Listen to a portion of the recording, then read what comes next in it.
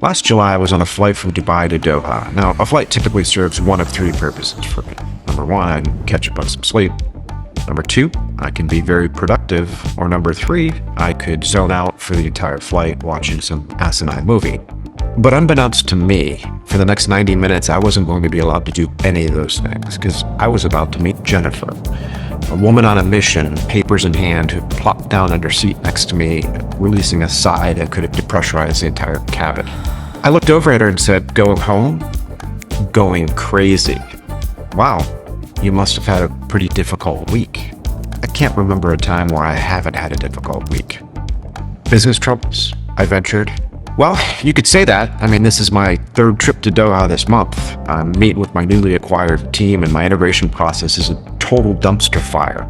So yeah, it is business troubles, and I'm starting to think that I've made the worst decision of my life. So things aren't going as planned? Going as planned? I mean, things are going so bad, Harvard's going to write a case study on what not to do in an acquisition. I mean, just a few years ago, I was waking up in the morning having fun. My business was growing, it was profitable, my people loved it. And then I got an opportunity to buy a competitor. And now I've got two dysfunctional businesses pretending to be one. As I sat there processing what she was saying, she looked over, put her papers down, smiled, and said, "Hi, I'm Jennifer, and I typically don't dump on my fellow passengers like this." Jennifer, I totally get it. Now, take me back to the beginning. How did this all start? Well, if you looked at me a year ago, you would have seen a very, very different person. I was running my software business. I'd grown into about 10 million in revenue. And then one day I got a call from an investment banker, and he said, "Hey, are you interested in growing your business?" And of course, who isn't? So I said, "Absolutely am." And he said, "Well, we've got an opportunity for you. We've got a sell-side client. It's in your same industry. It's in Doha." And instantly, he didn't even have to tell me. I knew who he was talking about. And I thought to myself, this is my opportunity to do a deal.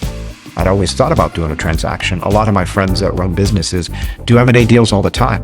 So this was my opportunity to double the size of my business. What I didn't realize is I had no idea what I was doing. I brought on an outside advisor here and there. We looked at the books. They seemed clean. I didn't know what I didn't know. And now I've realized I made the worst decision of my life. But enough about me. Seriously this time, what's your name? What do you do? Where are you going? I turned to her and said, "Hi, I'm Paul Giannamore. I'm an investment banker, and I negotiate for a living."